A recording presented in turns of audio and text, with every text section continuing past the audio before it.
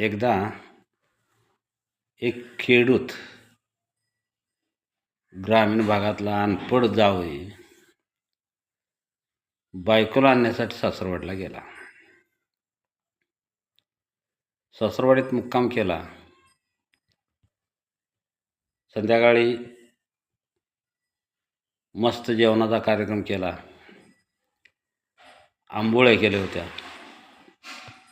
त्याला गावच्या भाषेत आयता म्हणतात. त्यानं आयते खाल्ले.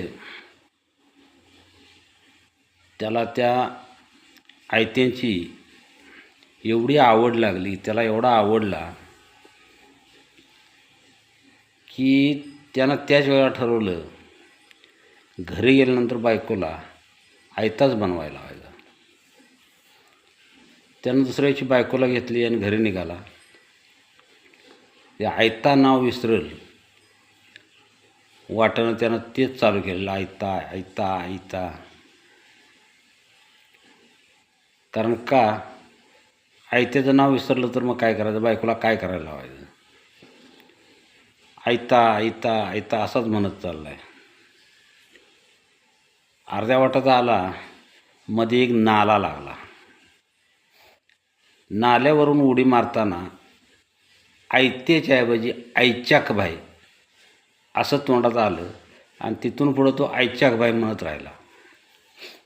घरी गेला. संध्याकाळ झाली. बायकोला म्हटलं आता दुसरं काय बनवू नको, फक्त आयच्याक भाई बनव. आता बायकोला प्रश्न पडला आयच्याक भाई कसा बनवायचा. आपण कधी बनवलाच नाही. ती म्हटली मला जमत नाही. हा काय ऐकायला तयार नाही, मला आयच्याक भाई पाहिजे. ह्यानं बायकोला मारायला सुरुवात केली. मारली. शेजारी जमले. शेजारी बघतायत तर काय बायको सुजलेली. काही लोक म्हटली काय बायला मारली, आयत्यासारखी सुजली.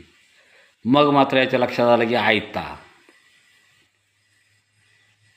लोकांनी त्याला